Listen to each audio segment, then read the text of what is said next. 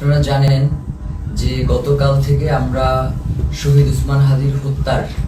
সুষ্ঠু তদন্তের জন্য ডক্টর মোহাম্মদ ইউনূসকে জাতিসংঘে একটি চিঠি প্রেরণের জন্য আহ্বান জানিয়ে তার বাসভবনের সম্মুখে অবস্থান করছিলাম।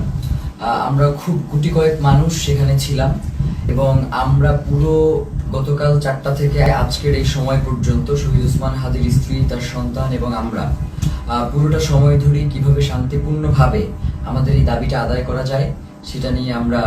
আমাদের মতো করে এগোচ্ছিলাম এবং আমাদের সাথে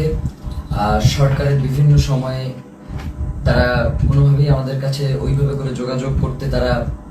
স্বাচ্ছন্দ্য বোধ করে নাই। আমাদের কাছে মনে হয়েছে নয়তো 8 ঘন্টা শহীদ ওসমান হাদির স্ত্রী যমুনার সামনে ছিলেন, যমুনা থেকে একজন পিয়ন বের হয়ে তাকে সম্মান জানানোর এতটুকু প্রয়োজন বোধ করেন নাই। তো আমরা আজকে যখন শহীদ ওসমান হাদির স্ত্রী তিনি বিকেলবেলা জুমার নামাজের পরে তিনি আবার যখন এসে যমুনা অভিমুখে আসতে রওনা দিয়েছেন, প্রায় কাছাকাছি চলে এসেছেন, তখন আমাদের কিছু ভাই বোন তাদেরকে আমরা ভিতরে পাঠানোর জন্য চেষ্টা করতেছিলাম, কারণ শহীদ ওসমান হাদির স্ত্রী একা হয়ে গেলে তার সাথে কি ধরনের পরিস্থিতি ঘটতে পারে সেটা জানবার জন্যই মূলত আমরা তাদেরকে প্রেরণ করবার চেষ্টা করেছিলাম। এবং ভিতরে